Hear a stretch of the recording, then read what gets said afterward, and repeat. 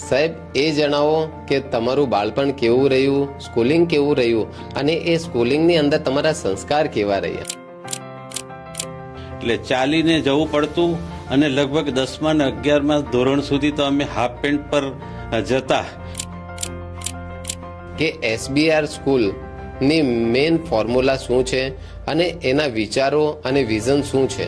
SBR science school જે બારડોલી ખાતે આવેલી છે, પણ મારે આજે દાવા સાથે કહેવું છે કે એસબીઆર સાયન્સ સ્કૂલની અંદર જે શિક્ષણ એટલે કે શિક્ષણ માત્ર ચોપડિયું નહીં પણ સર્વાંગી શિક્ષણ, બાળકની અંદર સ્કિલ ડેવલપ થાય, તમામ પ્રકારનું ડેવલપમેન્ટ થાય, એ પ્રકારનું જે કામ એસબીઆર સાયન્સ સ્કૂલમાં થાય છે.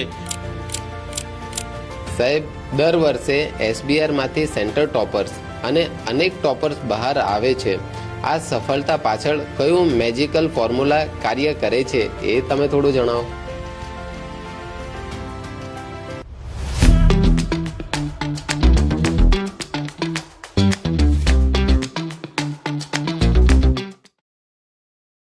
નમસ્તે મિત્રો, આજે આપણે એવી સંસ્થા વિશે વાત કરવા જઈ રહ્યા છીએ જેનું નામ માત્ર બારડોલીમાં નહીં પરંતુ આખા સાઉથ ગુજરાતમાં શ્રેષ્ઠ એક્સેલન્સનું પ્રતિબિંબ માની રહ્યું છે. અમે વાત કરી રહ્યા છીએ એસબીઆર સાયન્સ ઇંગ્લિશ મીડિયમ સ્કૂલની. એ એક એવી સંસ્થા છે જે છેલ્લા 8 વર્ષથી માત્ર ભણાવતી નથી પરંતુ વિદ્યાર્થીઓનું ફ્યુચર શેપ કરે છે. અહીં માત્ર સિલેબસ નથી, અહીં સ્કિલ્સ છે, ડિસિપ્લિન છે અને સૌથી મહત્વનું અહીં ક્વોલિટીનો એક જ સ્ટાન્ડર્ડ છે, ટોપ ક્લાસ. તો આજે આપણી સાથે અરજીતજી સુરમાજી છે જે આપણને આ સંસ્થા વિશે પૂરેપૂરી માહિતી આપશે. સર, સૌથી પહેલા અમે તમારા વ્યક્તિગત સફર વિશે સાંભળવા માંગીએ છીએ. કૃપા કરીને પોતાનો પરિચય આપશો. તમારો જન્મ ક્યાં થયો, તમારું બાળપણ અને સંસ્કાર કેવા રહ્યા? મારું નામ અજીતસિંહ સુરમા. હું એસબીઆર સાયન્સ સ્કૂલના પ્રેસિડેન્ટ તરીકેની જવાબદારી અત્યારે નિભાવું છું. મારો જન્મ અંતરિયાળ ગામ એક મહુવા તાલુકાના ધોળીકુઈ ગામે થયો હતો. મારા પિતા અને માતા શિક્ષક એટલે પહેલેથી શિક્ષણમાં નો જીવ, અને એ પ્રકારે મારું પણ ઘડતર થયું છે. અને હું એસબીઆર સાયન્સ સ્કૂલ એટલે કે મારી પોતાની સ્કૂલ તરીકે હું કાર્યરત છું, પણ અનેક સંસ્થાઓ સાથે હું સંકળાયેલો છે. ગુજરાત માધ્યમિક અને ઉચ્ચતર માધ્યમિક શિક્ષણ બોર્ડના ડાયરેક્ટર તરીકે પણ મેં સેવા બજાવેલી છે. સાહેબ એ જણાવો કે તમારું બાળપણ કેવું રહ્યું, સ્કૂલિંગ કેવું રહ્યું અને એ સ્કૂલિંગની અંદર તમારા સંસ્કાર કેવા રહ્યા? અમારું બાળપણ તો 1964માં મારો જન્મ, ત્યાર પછી એટલે કે 1980 સુધી અમારે ત્યાં લાઇટ પણ નહોતી અને પાકા રસ્તા પણ ન હતા. એટલે ચાલીને જવું પડતું અને લગભગ 10મા અને 11મા ધોરણ સુધી તો અમે હાફ પેન્ટ પર જતા. એટલે ખૂબ જ જેને કહેવાય ખરાબ પરિસ્થિતિની અંદર અમારું જે ઘડતર થયેલું. પણ મારા માતા પિતા અને દાદા ડિસિપ્લિન, શિસ્તના આગ્રહી, એટલે પહેલેથી અમને સંસ્કાર અને શિસ્ત મળેલા છે. સર, તમારા પરિવારમાં કોણ કોણ છે અને તમારું આજે આ સક્સેસફુલી કેરેક્ટર બનાવવાની અંદર કોણે તમને સૌથી વધારે મદદરૂપ થયા છે તમારા પરિવારમાં, એ જણાવો. મારા 2 બહેનો છે. હું ભાઈ તરીકે એકલો જ છું, મારા બીજા કોઈ ભાઈ નથી. પણ મારા 2 બહેનોની અંદર એક યુએસએમાં સ્થાયી થયેલા છે, એક બેન અહીંયા શિક્ષિકા છે. અને મારા માતા, ખાસ કરીને માતા અને પિતા બંને શિક્ષક. મારા માતા પણ શિક્ષણના અધિકારી હતા. એટલે બંને તરફથી મને શિક્ષણ, શિસ્ત, સંસ્કાર અને પ્રેરણા કે સમાજ જીવનની અંદર ક્યારેય કોઈનું બુરું ન કરવું અને હંમેશા યુવા વર્ગને આપણે પ્રોત્સાહિત કરવો, બાળકોને પ્રોત્સાહિત કરવા, પ્રેરણા આપવી, આ પહેલેથી અમને શીખવેલું. અને જે પણ કાર્ય કરો એ શ્રેષ્ઠ કરો, શ્રેષ્ઠ આપવાનો પ્રયત્ન કરો, એવું અમને ઘડતર શિક્ષણ મળેલું છે. સર, તમારું લોકસત્તા અને જનસત્તા જેની અંદર તમે બ્યુરો ચીફ છો એની થોડી જર્ની વિશે તમે વાત કહો. લોકસત્તા અને જનસત્તા ન્યૂઝપેપર એ બરોડા અને અમદાવાદનું છે. સુરતની અંદર જ્યારે આવ્યું ત્યારે હું આમ પહેલેથી વાંચનનો શોખીન વ્યક્તિ. સુરતની અંદર જ્યારે હું સેવા બજાવતો ત્યારે એ સ્કૂલની અંદર અમારા એક વિદ્યાર્થી હતા. એને મેં કીધેલું કે મને લેખનનો પણ શોખ છે. એટલે એમણે જ્યારે લોકસત્તા જ્યારે આપણે ત્યાં દક્ષિણ ગુજરાતમાં પ્રવેશ પામ્યું ત્યારે મને કીધું કે ભાઈ આ તમારે જવાબદારી સુરત જિલ્લાની નિભાવવાની છે અને અત્યારે 3 વર્ષથી હું લોકસત્તા જનસત્તાની અંદર પણ પીળું પત્રકારત્વ નહીં, સમાજ જીવનની અંદર સાચું ચિત્ર, સારું ચિત્ર, પ્રેરણારૂપ માહિતી આ પ્રકારનું આ વર્તમાન પત્રની અંદર હું પીરસવાનો પ્રયત્ન કરું છું. સર, સૌપ્રથમ એ જણાવો કે એસબીઆર સ્કૂલની મેઇન ફોર્મ્યુલા શું છે અને એના વિચારો અને વિઝન શું છે? એસબીઆર સાયન્સ સ્કૂલ જે બારડોલી ખાતે આવેલી છે એને માટે એમ કહી શકાય કે ગુજરાતની અંદર હું લગભગ શિક્ષણ જગતની અંદર 2 ટર્મની અંદર અમારું કર્મચારીઓ જે કે શિક્ષણની અંદર સંચાલક હોય, આચાર્ય હોય, શિક્ષકો હોય, આ બધાના સરકાર માન્ય મંડળ હોય એના 2 ટર્મ સુધી એટલે કે 8 વર્ષ સુધી હું પ્રમુખ તરીકે રહેલો. ગુજરાત એજ્યુકેશન બોર્ડની કારોબારી સમિતિમાં પણ હું કન્વીનર તરીકે હતો. ત્યારે બરોડા સિટી જેવી કે શિક્ષણની અંદર ખૂબ સારું ગણાય એવું બરોડા સિટીમાં મારું શિક્ષણની મારી જવાબદારી હતી. પણ મારે આજે દાવા સાથે કહેવું છે કે એસબીઆર સાયન્સ સ્કૂલની અંદર જે શિક્ષણ એટલે કે શિક્ષણ માત્ર ચોપડિયું નહીં પણ સર્વાંગી શિક્ષણ, બાળકની અંદર સ્કિલ ડેવલપ થાય, તમામ પ્રકારનું ડેવલપમેન્ટ થાય એ પ્રકારનું જે કામ એસબીઆર સાયન્સ સ્કૂલમાં થાય છે એને માટે હું ગર્વ અનુભવું છું. અને આ વિસ્તારની અંદર નહીં પણ મારે દાવા સાથે કહેવું છે કે સમગ્ર ગુજરાતની અંદર જે શિક્ષણની વ્યવસ્થા જે છે એ વ્યવસ્થાની અંદર અહીંનો તમામ પ્રકારનો સ્ટાફ, પ્રિન્સિપાલ, ટ્રસ્ટીઓ જે સમર્પિત ભાવથી કામ કરે છે. નહીં પ્રોફેશનલ યુગ છે પણ આ સંસ્થા મારે દાવા સાથે કહેવું છે કે પ્રોફેશનલ નથી, બાળકોને આપવાનું જ કામ કરે છે. અને બાળકોમાં પણ એવું છે કે પ્રત્યેક બાળક મહત્વનું છે. એવું નહીં કે ક્લાસની અંદર 50 બાળક છે તેના 2 બાળકને સાચવવા, પ્રત્યેક બાળક મહત્વનું છે એ ભાવથી દરેક માટે કામ કરવામાં આવે છે. સર, બારડોલી અને સુરત તો ઠીક છે પણ આ ગુજરાતની અંદર ટોપ સાયન્સ સ્કૂલ મનાઈ છે તો એની પાછળનું રાજ શું હશે એ બી થોડું તમે જણાવો. એની પાછળનું એકમાત્ર રાજ છે, મેં તમને પહેલા જ કીધું કે આ સંસ્થાની અંદર જેટલા પણ સ્ટાફ છે, પ્રિન્સિપલ સહિતનો, એ લોકો સમર્પિત ભાવથી બાળકોને હંમેશા ને હંમેશા ક્યારેય નવું આપવું એ પ્રકારના ભાવથી કામ કરે છે. અને બાળક પોતાનું છે, દરેક બાળક પોતાનું છે એ ભાવથી કામ કરે છે અને ખૂબ મહેનત કરે છે. માઇક્રો મેનેજમેન્ટ એમનું જે કહેવાય ને, તમે પરીક્ષાલક્ષી આયોજન, અન્ય આયોજન તમે જુઓ, કદાચ ગુજરાતની અંદર કોઈ સ્કૂલની અંદર કે કોઈ સંસ્થાની અંદર, હું તો અનેકવિધ સંસ્થાઓ સાથે સંકળાયેલો છે પણ કોઈ સંસ્થામાં આવું તમને મેનેજમેન્ટ, ટાઈમ ટેબલથી માંડીને એક્ઝામની વ્યવસ્થા જોવા નહીં મળે તમને. સાહેબ, દર વર્ષે એસબીઆરમાંથી સેન્ટર ટોપર્સ અને અનેક ટોપર્સ બહાર આવે છે. આ સફળતા પાછળ કયું મેજિકલ ફોર્મ્યુલા કાર્ય કરે છે એ તમે થોડું જણાવો. જો એને માટેનું એકમાત્ર કાર્ય કરે છે આ સંસ્થા દ્વારા. આ સંસ્થા, આ યુગ એવો છે કે સ્પર્ધાત્મક યુગ છે પણ અમારી એસબીઆર સાયન્સ સ્કૂલ ક્યારેય કોઈ સાથે સ્પર્ધામાં ઉતરતી નથી.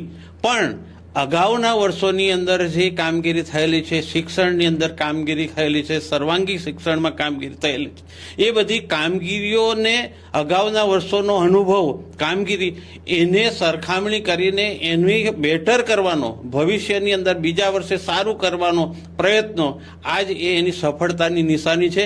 અને એની અંદર આ લોકો, ખાસ કરીને અમારો સ્ટાફ, પ્રિન્સિપાલ અને સ્ટાફ સહિત કે વાલીઓ સાથે પણ સતત સંપર્કમાં રહે છે. વાલીઓ પણ બીજી જગ્યાએ નહીં, વાલીઓના સંપર્કમાં રહી તમારું બાળક શું કરે છે, ક્યાં છે, તમામ પ્રકારની માઇક્રો એનાલિસિસ કરીને બાળકને શ્રેષ્ઠમાં શ્રેષ્ઠ આપવાનો આ સંસ્થા દ્વારા પ્રયત્ન થાય છે. એ સફળતાની નિશાની આ જ છે. સર, દર વર્ષે 10થી પણ વધારે વિદ્યાર્થી ટોપ 1% ગુજરાત મેરિટમાં આવે છે. એસબીઆર માટે આ નોર્મલ કેવી રીતે બન્યું?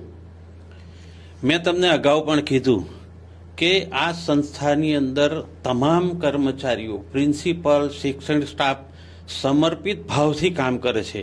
અને એને માટે મેનેજમેન્ટની અંદર અમારા ટ્રસ્ટીઓ, ખાસ કરીને અત્યારે તમે જુઓ છો કે ગુજરાતનું શિક્ષણ જુઓ કે અન્ય દેશનું શિક્ષણ જુઓ, એની અંદર સ્ટાફ અને કર્મચારીઓનું શોષણ રહેલું છે.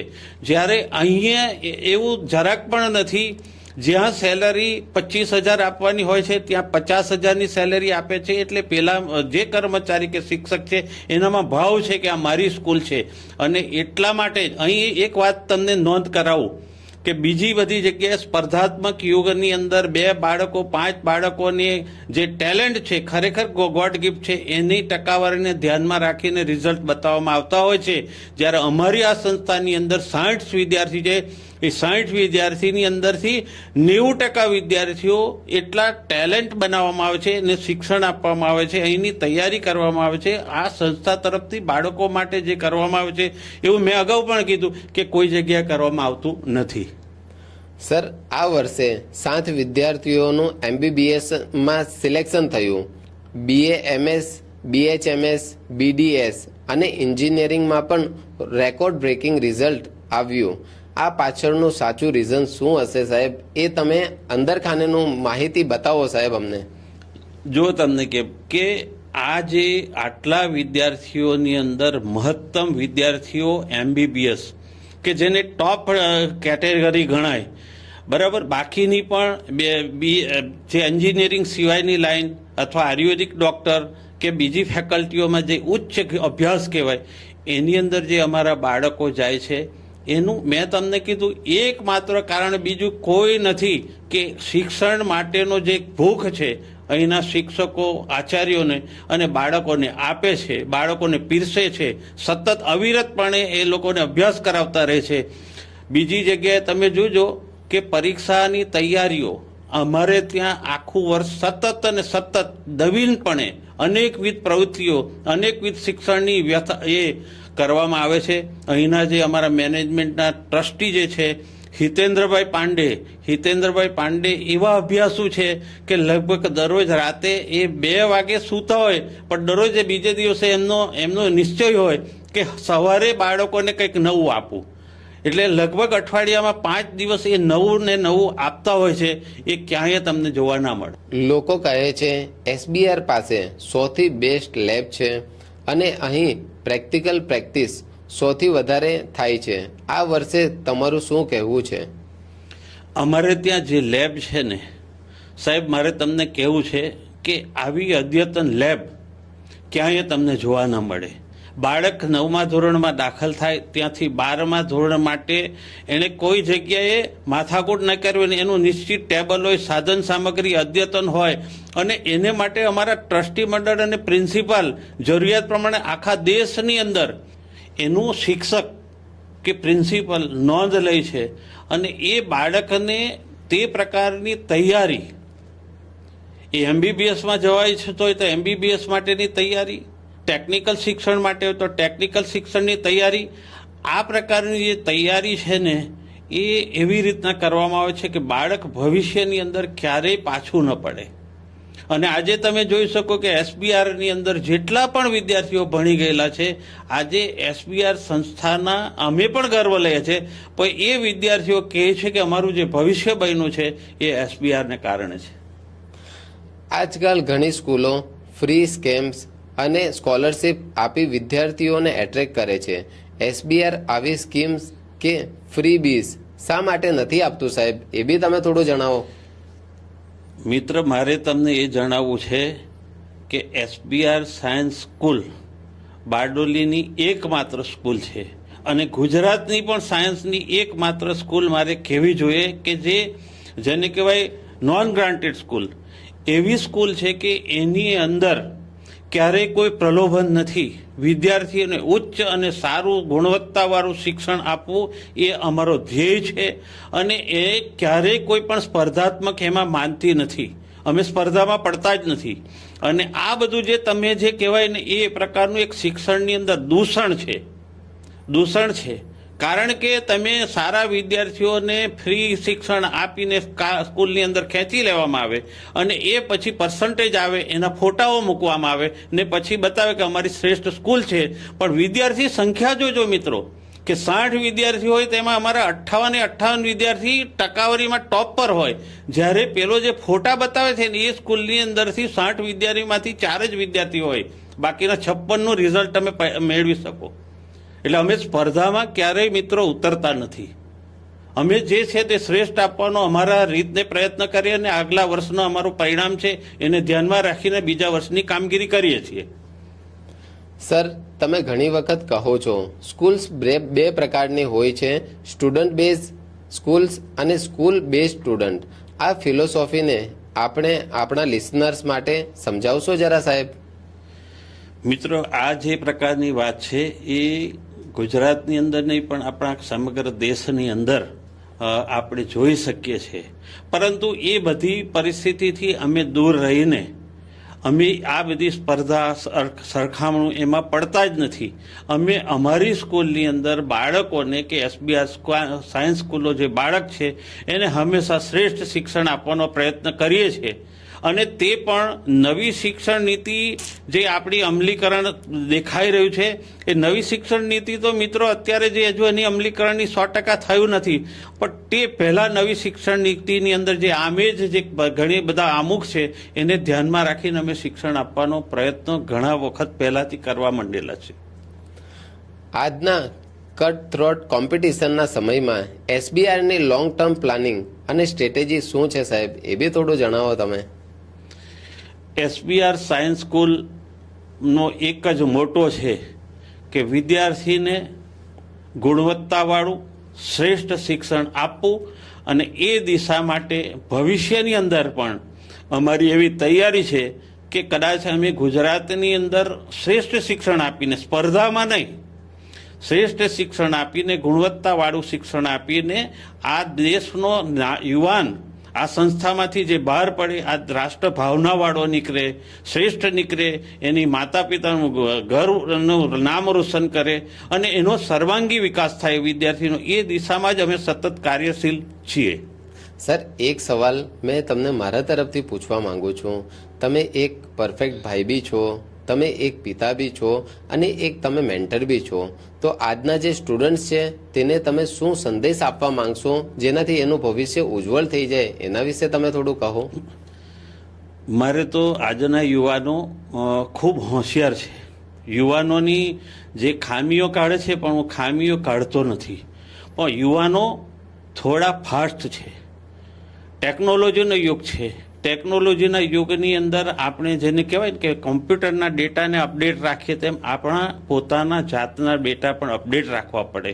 એની અંદર આજના યુવાનોને મારે માત્ર એટલું જ કહેવું છે કે આ ટેકનોલોજીના જે સાધનો છે મોબાઈલથી માંડીને એના તમે સદુપયોગ કરો, સારો ઉપયોગ કરો, જરૂરિયાતનો ઉપયોગ કરો, પ્રમાણમાં ઉપયોગ કરો. સાથે સાથે વાંચનની ટેવ રાખો. વાંચન માટે એમ કહેવાય છે કે વાંચનથી સમજણનો આકાશ ખુલે છે. એટલે શ્રીમદ ભગવદ્ ગીતા કે મહાભારત આવા પુસ્તકો જે છે વાંચન પણ ખૂબ જરૂરી છે. વાંચનથી તમારામાં રહેલી અંદરની શક્તિ બહાર આવશે. એટલે વાંચન પણ કરતા રહેજો. અને આ જે ટેકનોલોજીના સાધનો છે કોમ્પ્યુટરથી માંડીને મોબાઈલ, ખાસ કરીને મોબાઈલનો ઉપયોગ જરૂરિયાતે જ કરજો. અને રાતે જે યુવાનોને ટેવ છે કે રાતની અંદર મોડે સુધી, મળસ્કે સુધી મોબાઈલ એ આંખ અને શરીર પણ બગાડવાનું કામ કરે છે. એટલે એનો પણ સદુપયોગ જરૂરિયાતનો કરો એવી તમને જે કહેવાય તે હું મારું માર્ગદર્શન કરું છું. સર, સ્ટુડન્ટ્સને માર્ગદર્શન તો બધા આપે છે, પણ એક પેરેન્ટ્સ હોવાના નાતે તમે માર્ગદર્શન આપો કે જે બાળકના માતા પિતા છે તેમને તમે શું માર્ગદર્શન આપવા માંગશો અને શું એડવાઇસ આપવા માંગશો જેના કારણે એમના બાળકનું ભવિષ્ય સારું બને? હું તો નાના બાળકો જે છે મા બાપ પહેલેથી, કારણ કે આપણે છોડને ઉછેર કરીએ એમાંથી જે મોટું બનવાનું છે વટવૃક્ષ, એટલે મા બાપને હું તો એમ જ કહું છું કે તમારા બાળક જે છે એ બાળકને જેટલો બને તેટલો પ્યાર આપો, લાગણી આપો, પ્રેમ આપો. અને તમે જે ઘણી વખત એવું છે ને કે બાળકને દેખાદેખી કહે એનાથી દૂર રહો. તમારું બાળક એ કુદરતે અલગ પ્રકારનું આપેલું છે. તમે એની સરખામણી બીજા બાળક સાથે નહીં કરો. બાળકની રીતના ખીલવા દો. જેટલું બને તેટલો ભરપૂર લાગણી અને પ્રેમ આપો. અને મોબાઈલ જે છે, મોબાઈલ તમે આપીને તમે ટાઈમ પસાર કરવા બાળકને આપી દો છો, નાના બાળકને મોબાઈલ આપવાનું બંધ કરો. સર, તમારા નજરિયા પ્રમાણે એક પરફેક્ટ એજ્યુકેશન સિસ્ટમ કેવું હોવું જોઈએ એના વિશે થોડું તમે જણાવો. જે આપણે ત્યાં વર્ષો પહેલા ગુરુકુળ પરંપરા હતી એ ગુરુકુળ પરંપરા તો આજે આપણે શક્ય નથી, પણ એટલું નક્કી છે કે અમારી જે એસબીઆર સાયન્સ સ્કૂલ છે એ સાયન્સ સ્કૂલની અંદર બાળક આવે ત્યાંથી જાય એ દરમિયાનની અંદર મા બાપને કે એના વાલીને કોઈ ચિંતા ન રહે, એ પ્રકારની શિક્ષણની વ્યવસ્થા ઊભી થાય, ટ્યુશનની બધી દૂર રહે. આ પ્રકારનું શિક્ષણ આપણે ગુરુકુળની પરંપરા તો હવે શક્ય નથી બનવાની, પણ આ એક ગુરુકુળ પરંપરાને બંધ બેસતી વાત આ સ્કૂલોમાં રહે કે તમારી ડિસિપ્લિન, શિસ્ત, સંસ્કાર, પ્રાર્થના થાય સમય પર, આ બધી વસ્તુ જે આપણી એસબીઆર સાયન્સ સ્કૂલમાં છે, એટલે હું કહું છું એટલું થાય એટલું પૂરતું છે. મિત્રો, આજે આપણે સમજ્યા કે એસબીઆર સાયન્સ સ્કૂલ જે આજે દિવસે ને દિવસે પ્રગતિ કરે છે, તો એમની એથિકલ સ્કોર વેલ્યુ બહુ જ મજબૂત છે, તેના કારણે એ આગળ વધે છે. અને હિતેન્દ્ર સર ને અજીત સરનું એક જ વસ્તુ કહેવું છે કે જે વ્યક્તિ જીવનની અંદર આગળ વધવા માંગે છે તેણે સતત લર્નિંગ પર ફોકસ કરવું પડશે. જે લર્નિંગ કરશે તે જ આગળ વધશે. હજુ તમને કોઈ બી ક્વેશ્ચન હોય તો તમે અમને કમેન્ટ કરજો. તમે કમેન્ટ કરશો તો હર એક ક્વેશ્ચનને અમે એક પોડકાસ્ટના માધ્યમથી તમને ડિલિવર કરશું. કેમ કે આજે ભવિષ્ય ઉજ્જવળ બનાવવા માટે આજે યુથ પરફેક્ટ હશે તો ઇન્ડિયાનું ભવિષ્ય ઉજ્જવળ બનશે. તમારો ખૂબ ધન્યવાદ.